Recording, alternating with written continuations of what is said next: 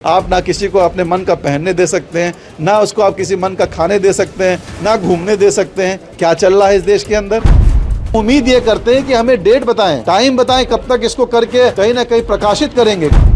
जिस दिन आप बीजेपी से अलग होइएगा उस दिन आपको किनारे करके जेल में डालने का काम किया जाए। जो बोलता नहीं है, जो ऐसी बीजेपी में ज्वाइन कर लोगे, माला पहन लोगे, सारा तुम्हारा काला चिट्टा सब खत्म हो जाएगा। आपका रैयाम चीनी मिल बंद है, आपका सकरी चीनी मिल बंद है, आपका लोहट चीनी मिल बंद है, आपका अशोक पेपर मिल बंद है। कौन सा मिल चालू हुआ बिहार के अंदर? हम मुझे एक नाम बताइए। ये गैस सिलेंडर का दाम अगर 50 रुपए बढ़ता था, या तेल या डीजल का दाम, कच्चे तेल का दाम अगर बढ़ जाता था 10 रुपए या 50 रुपए, तो बीजेपी रोड पे खड़ी हो जाती थी सिलेंडर लेकर के। देश के अंदर जो हालात बने हुए हैं, गरीब गरीब होता जा रहा है, अमीर अमीर होता जा रहा है। देश किसके हाथ में है? मोदी जी के हाथ में है। देश दो कॉर्पोरेट के हाथ में है। धर्म का चादर पहन के भारतीय जनता पार्टी यहाँ पे वोट लेने का काम करती है, लेकिन कब तक लोगे? देश के अंदर सिर्फ जहर फैलाने का काम करते हैं। क्या कर रहे हैं? दो नाम हमने इसका चुना है, एक तो भारतीय झुट्टा पार्टी है ये, और भारतीय जुमला पार्टी। कथनी और करनी में भारतीय जनता पार्टी का कोई तोड़ नहीं कि जितनी जिसकी आबादी उतनी उसकी हिस्सेदारी मिलनी चाहिए। कैपिटलिस्ट का देश चल रहा है, ये कहाँ समाजवाद और सामाजिक न्याय और धर्मनिरपेक्षता की आप बात कर रहे हैं? इस देश को दो गुजराती चला रहे हैं और एक गुजराती दिल्ली में बैठे हुए हैं, उस देश को लूटने का काम कर रहे हैं। जय हिंद दोस्तों, मेरा नाम है रजा अंसारी। पूरे देश भर में प्रधानमंत्री नरेंद्र मोदी कास्ट सेंसस का ढोल ज़रूर पीट रहे हैं, मगर कास्ट सेंसस की जो कह सकते हैं कि सफलता है वो शायद वो अपोजिशन के लीडर को देना चाहिए। और अपोजिशन के लीडर में लगातार तेजस्वी यादव, राहुल गांधी और तमाम बड़े इंडिया लेवल के जितने भी इंडिया गठबंधन के नेता, वो तमाम लोग कास्ट सेंसस की डिमांड कर रहे थे। राहुल गांधी और इंडिया अलायंस की बड़ी सफलता है कि आज कास्ट सेंसस प्रधानमंत्री नरेंद्र मोदी को खुद से करवाना पड़ा, क्योंकि मोदी जी कास्ट सेंसस को अर्बन नक्सल बताया करते थे।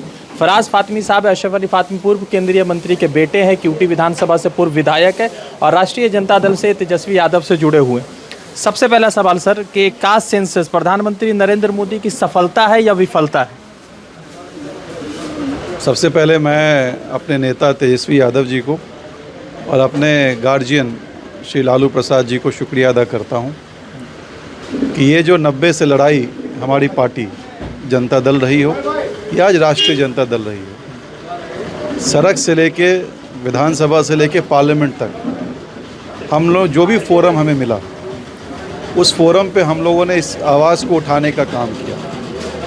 आपको याद होगा जब जननायक कर्पूरी ठाकुर का ज़माना था, उस समय भी ये डिमांड उठती थी कि जितनी जिसकी आबादी उतनी उसकी हिस्सेदारी मिलनी चाहिए। और ये आवाज़ हमने जब लगातार हम लोगों ने प्रयास किया, सरकार हमारी बीच में आई भी और गई भी, और ये सरकार केंद्र में भी रही, तब भी हमने जो भी सरकार रही हो, हमारी पार्टी ने बड़ी मजबूती के साथ इसको उठाने का काम किया। और मुझे आज बड़ी खुशी हो रही है कि आज इतनी मेहनत और जितना आंदोलन हमारे साथी आरजेडी के साथी रहे हों, तमाम रोड से लेके सड़क से लेके सदन तक बहुत मजबूती से उठाया हम। और विधानसभा के अंदर तो हम लोगों ने पास भी करवाया और सरकार से कहा भी कि जब हम लोग सरकार में थे कि भाई इसको आप केंद्र में के पास पावर है, ताकत है, तो उसको फ़ौरन इसको लागू करवाई जाए। तो कहीं ना कहीं सरकार नरम पड़ी हमारे इस आंदोलन से। और आज खुशी की बात है कि आज जातीय जनगणना पूरे देश के अंदर सरकार ने अनाउंस किया है। तो उम्मीद यही करते हैं कि वो जल्द से जल्द इसको शुरू कराएं, क्योंकि लफबाजी करने से काम नहीं चलेगा और बोलने से काम नहीं चलेगा। करके दिखाइए, चुनाव सामने है। तो अब चुनाव सामने है तो कब तक करेंगे, वो डेट तारीख भी तय करनी चाहिए। समय और डेट दोनों चीज़ तय होना चाहिए, क्योंकि अगर डेट तय नहीं होगा और चुनाव अभी विधानसभा का है, तो क्या किस कारणवश अभी इन्होंने अनाउंस किया? तो अब कितनी राजनीति इसके अंदर है वो तो सरकार जाने। लेकिन अगर सरकार नरम पड़ी है तो कहीं ना कहीं श्रेय इंडिया अलायंस के साथियों को जाता है और उनके नेता, शीर्ष नेता लालू जी को जाता है, तेजस्वी जी को जाता है और पार्टी के तमाम साथियों को जाता है। अच्छा, एक बात बताइए, जब ये कास्ट सेंसस की बात राहुल गांधी और तेजस्वी जी उठा रहे थे, तो मोदी जी ने कहा अर्बन नक्सल की बात कर रहे हैं। योगी आदित्यनाथ ने कहा कि ये भारत में जाति व्यवस्था को लाकर भारत को तोड़ना चाहते हैं। आप जब खुद अपने ट्रैक पर आ गए तो अमित शाह कह रहे हैं कि ये मतलब सामाजिक न्याय की बात प्रधानमंत्री नरेंद्र मोदी करते आए हैं और उसी सिलसिले में ये एक ऐतिहासिक फैसला। कथनी और करनी में भारतीय जनता पार्टी का कोई तोड़ नहीं है। वो कब क्या कहते हैं और क्या करेंगे उसका कोई जवाब उनके पास भी नहीं है। खुद उनके नेता क्या कहते हैं, अब आपको याद नहीं होगा, बात हो रही थी चुनाव, लोकसभा चुनाव से पहले भारतीय जनता पार्टी के लोग लगे हुए थे कि रिजर्वेशन समाप्त किया जाए। उन्हीं के लोग कहते थे कि रिजर्वेशन को समाप्त कर दिया जाए। यहाँ तक कि आरएसएस के जो मेन हेड हैं मोहन भागवत जी ने यह बयान दिया था कि इस पे विचार होना चाहिए। मैं मेमोरी याद दिलाना चाहता हूँ भारतीय जनता पार्टी के। उसके बाद कहा कि कुछ उनके नेता खड़े हो गए कि अब संविधान को भी बदल दिया जाए, मतलब आइन को भी बदलने की बात हो रही थी कि अगर हमारे 400 पार आ जाएगा तो हम इस पे भी विचार करेंगे। लेकिन क्या हुआ, जैसे ही केंद्र का चुनाव हुआ, जब रिज़ल्ट उनके विपरीत नहीं आया, अनुकूल नहीं आया, प्रतिकूल नहीं आया, तो वही मोदी जी जब सदन में गए, जब मेन हॉल के अंदर उन्होंने नतमस्तक किया, बाबा भीमराव अंबेडकर जी के आइन पे जाके नतमस्तक किया उन्होंने। क्यों? क्योंकि उन्हें लगा कि नहीं, ये देश के अंदर ये डबल नीतियाँ नहीं चलेंगी, कहने में कुछ और करने में कुछ। तो ये भारतीय जनता पार्टी का नाम भारतीय जनता पार्टी नहीं है, ये दो नाम हमने इसका चुना है। एक तो भारतीय झुट्टा पार्टी है ये, और भारतीय जुमला पार्टी है, और भारतीय लूट पार्टी है। ये तीन नाम है इस पूरे देश के अंदर। तो ये भारतीय और भारत को तोड़ने वाली पार्टी है। देश में अखंडता और प्रेम की भावना को रखने वाले लोग, आज आरएसएस की मनुस्मृति की विचारधारा को चलाने वाले लोग, आप उनसे क्या उम्मीद कर सकते हैं कि इस देश के अंदर वो क्या करेंगे? देश के अंदर सिर्फ जहर फैलाने का काम करते हैं। क्या कर रहे हैं? देश के अंदर किस तरीके से भाईचारा में तोड़ हो, भाईचारा टूटे। कहाँ कोई बात करता है नौकरी के बारे में, कहाँ कोई महंगाई के बारे में बात करता है, कहाँ कोई चाहिए ना नौकरी? नहीं चाहिए, क्यों नहीं चाहिए? तो वोट तो मोदी जी को अरे भाई, यही तो मैं कह रहा हूँ आपको। आप सिर्फ सपना दिखाते हैं। अफसोस की बात यही है कि हमारे इस इलाके के लोगों को मैं तो यही चाहता हूँ, क्यों उनको साउथ में वोट नहीं मिलता है कि वहाँ पे शिक्षित लोग हैं। यहाँ पे कहीं ना कहीं शिक्षा की कमी की वजह से भी धर्म का चादर पहन के भारतीय जनता पार्टी यहाँ पे वोट लेने का काम करती है। लेकिन कब तक लोगे? कहीं ना कहीं घड़ा का जो है ना हांडी, कभी ना कभी जब भरता है तो फटता भी है। समय का इंतज़ार कीजिए। इनको जवाब तो यहीं से मिल गया था। यूपी ने जवाब दिया ना इनको, बिहार की बारी थी, बंगाल ने भी इनको जवाब दिया, महाराष्ट्र ने इनको जवाब दिया, पूरे साउथ ने इनको जवाब दिया। तो क्या उम्मीद थी इनको? देखिए हो क्या रहा है इस देश के अंदर। देश के अंदर सिर्फ एक ही काम होता है, मैं माफ़ी चाहता हूँ, जहाँ चौथा स्तंभ माना जाता था मीडिया को, आज वो मीडिया कहीं ना कहीं जो निष्पक्ष एक पत्रकार, एक रिपोर्टर की हैसियत से या प्रेस के माध्यम से या देश की जो न्यूज़ बननी चाहिए, वो कहाँ बन रही है? देश के अंदर जो हालात बने हुए हैं, गरीब गरीब होता जा रहा है, अमीर अमीर होता जा रहा है। देश किसके हाथ में है? मोदी जी के हाथ में है। देश दो कॉरपोरेट के हाथ में है, एक तरफ अदानी है, एक तरफ अंबानी है। वो इस देश को चला रहे हैं। ये कैपिटलिस्ट का देश चल रहा है। ये कहाँ समाजवाद और सामाजिक न्याय और धर्मनिरपेक्षता की आप बात कर रहे हैं? इस देश को दो गुजराती चला रहे हैं और एक गुजराती दिल्ली में बैठे हुए हैं, उस देश को लूटने का काम कर रहे हैं। मोदी जी जो हमारे हैं, माननीय प्रधानमंत्री जी, कोई उनसे सवाल पूछता कहाँ है? कितने बार उन्होंने प्रेस कॉन्फ्रेंस किया अपने 14 साल में? कभी उनसे सवाल भी तो पूछा जाए कि विदेश जाते हैं तो किन मुद्दों पे बात करते हैं? क्या सिर्फ अदानी का डील कराने जाते हैं, घूम फिर के चले आते हैं, या इस देश की जो भी समस्याएं हैं? आज सबसे बड़ी समस्या कश्मीर है, सबसे बड़ी समस्या पलायन है। इस बिहार की अगर समस्या की बात करें तो हम तो बिहार के से बिलोंग करते हैं, रखते हैं। यहाँ के जो लोगों की समस्या उसकी बात करेंगे। महंगाई सबसे बड़ी समस्या है, भ्रष्टाचार सबसे बड़ी समस्या, लूट मचा हुआ है। कौन रोकने का काम कर रहा है? आज याद कीजिए, गैस सिलेंडर का दाम अगर 50 रुपये बढ़ता था, या तेल या डीजल का दाम, कच्चे तेल का दाम अगर बढ़ जाता था 10 रुपये या 50 रुपये, तो बीजेपी रोड पे खड़ी हो जाती थी सिलेंडर लेकर के। मेमोरी में जाइए, आज कहाँ है उनकी मंत्री जो सिलेंडर लेके सर पे लेके सवार होती थी? आज पलायन हो रहा है, लाखों लोग बाहर हैं। किसके लिए आपने विचार किया? आप तो यहीं आए थे, बिहार मधुबनी आए थे, मिथिलांचल आए थे, क्या अनाउंस करके गए आप? एक ट्रेन तो आप दे नहीं पाए। यहाँ पे ट्रेन चाहिए, पूना से लोग, कई हज़ारों लोग पूना में आज रहते हैं, एक हफ्ते में एक ट्रेन चलती है, एक राजधानी दरभंगा से नहीं चलती है। आप बात करते हैं, हम परिचालन की बात करते हैं, आपका रैयाम चीनी मिल बंद है, आपका सकड़ी चीनी मिल बंद है, आपका लोहट चीनी मिल बंद है, आपका अशोक पेपर मिल बंद है।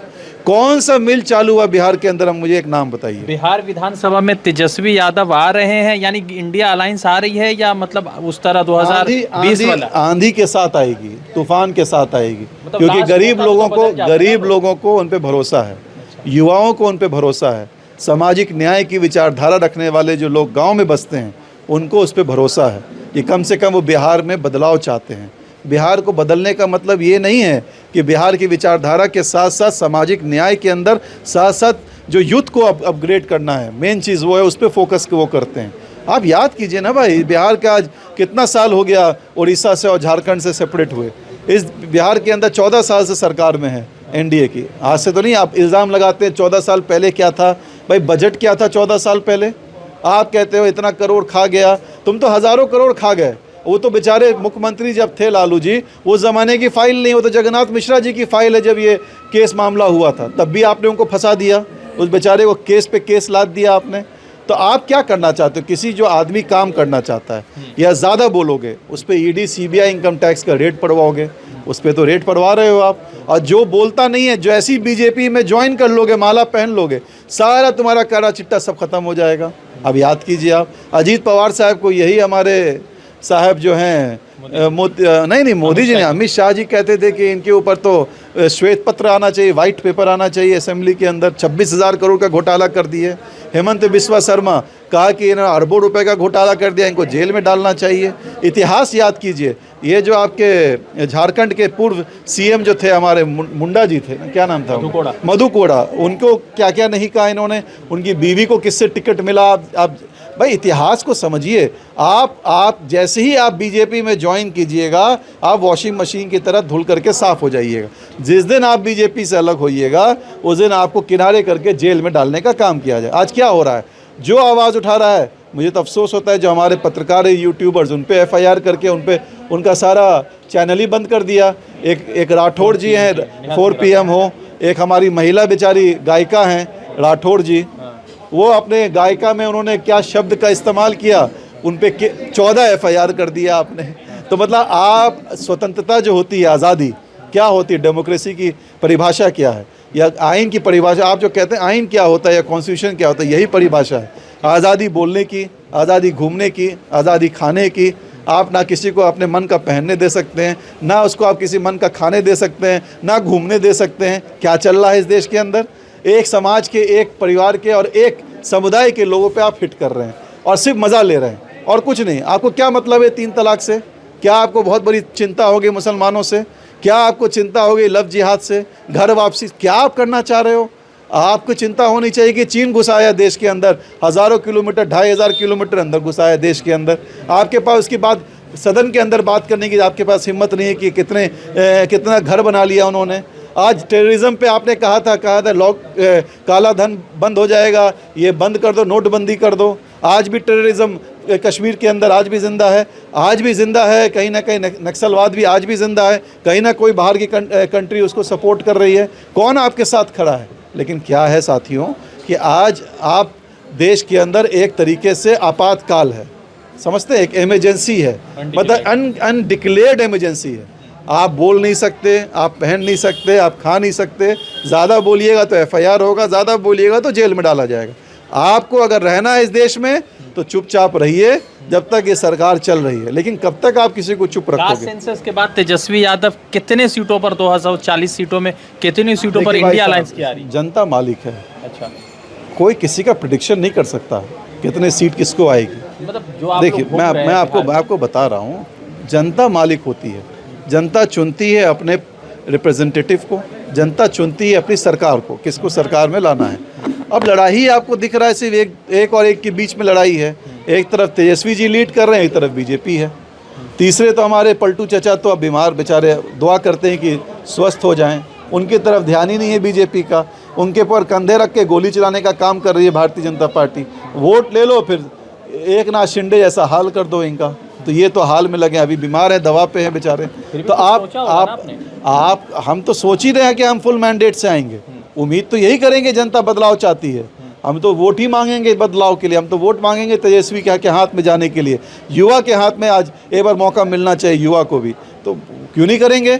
लेकिन अब जनता मालिक होती है, जनता जिसको चुनेगी वो सरकार में आएगा। लेकिन मुद्दों पे लड़ाई अगर लड़ी जाएगी तो इस देश के अंदर हज़ारों ऐसे मुद्दे हैं जो आज कहीं ना कहीं दब चुके हैं, कहीं ना कहीं उसका कोई असर नहीं है। जो ज़्यादा बोलता भी है तो आज ना कहीं उसको दबाने की कोशिश की जाती है, अपनी बात को रख नहीं सकता वो। सदन के अंदर हमारे विधायकों को बाहर निकाल दिया जाता है। सदन क्या हो रहा है देश के अंदर, कहीं सरकार खरीदी जा रही है, कहीं सरकार बेची जा रही है, सरकार को तोड़ा जा रहा है। देश के अंदर हो क्या रहा है? तो जो हो रहा है ये सब उम्मीद यही करते हैं कि देश के अंदर बदलाव होगा। जनता के अंदर हिंदुस्तान एक बड़ी अच्छी है, गंगा जमुना की तहजीब और ये मोहब्बत का देश है। यहाँ पे आज़ादी में हिंदू और मुसलमान दोनों का खून बहा है। लेकिन आज अफसोस की बात है वही है कि जिसका खून नहीं बहा, जो अंग्रेज़ों के गुलामी किए, आज वो इस देश को चलाने का काम कर रहे हैं। तो समय आएगा, वक्त आएगा, सब्र के साथ काम लीजिए, पेशेंटली काम कीजिए। जनता के बीच में जाना है, वोट मांगना है, जनता से मांगना है, जनता से समर्थन मांगना है। जनता अगर बदलाव चाहेगी तो निश्चित तौर पर बिहार में बदलाव देखने को मिलेगा। अगर जनता चाहेगी बिहार जले तो कहीं ना बीजेपी के हाथ में न देने का काम करेगा। कास्ट सेंसस के बाद क्या आने की संभावना ज़्यादा, क्योंकि कास्ट सेंसस तो पहले भी हो चुका है। देखिए, ये बीजेपी का मैंने आपको कुछ कह दिया। उम्मीद करते हैं, सरकार ने हमारी बातों को सुना। हम तो उम्मीद यही कर रहे हैं, लालू जी ने जो बात कही, तेजस्वी जी ने, कि कास्ट सेंसस सबसे पहले होना चाहिए था। क्यों होना चाहिए? क्योंकि देश की और स्टेट की पॉलिसी अगर बननी है तो सेंसस के बाद ही बनेगी। भाई जितनी इसकी आबादी उतनी उसकी हिस्सेदारी मिलनी चाहिए, उस हिसाब से नीतियाँ बननी चाहिए, उस हिसाब से प्रदेश की पॉलिसीज़ बननी चाहिए। तो उस पॉलिसीज़ को बनाने के लिए, अपनी बात को रखने के लिए, हक के लिए लड़ाई लड़ी हमने उसको हासिल किया है। लेकिन हम उम्मीद ये करते हैं कि हमें डेट बताएं, टाइम बताएं, कब तक इसको करके आप कहीं ना कहीं प्रकाशित करेंगे। भाई गैजेट में तो आना पड़ेगा ना भाई साहब कि आबादी कितनी है। अभी आप सिर्फ कहीं बिहार के चुनाव को लेकर के आप ये सब अनाउंसमेंट, एक जुमलेबाजी कर रहे हैं, तो अब ये जुमलेबाजी नहीं चलेगी। अब तो आपको करना पड़ेगा। और मैं आपको बता दूं, कहीं ना कहीं सरकार के पास सेंसस का रिपोर्ट पहले से कहीं ना कहीं एक उन्होंने बना के रखा हुआ है। उस ज़माने में भी कहते थे कि हमारे पास रिपोर्ट है, लेकिन कभी जग जाहिर नहीं किया। ठीक है, फिर कराना चाहते हैं फिर करा लें, लेकिन जल्दी कराएं और टाइम पे कराएं, यही हम चाहते हैं। ठीक है। तो फराज फातमी साहब से बातचीत हो रही थी, क्यूटी विधानसभा के पूर्व विधायक, और लगातार वे कास्ट सेंसस पर और बिहार के आगामी विधानसभा चुनाव पर खुलकर बातचीत की। आपका क्या कहना है कमेंट बॉक्स में बताइएगा। रज़ा अंसारी की रिपोर्ट।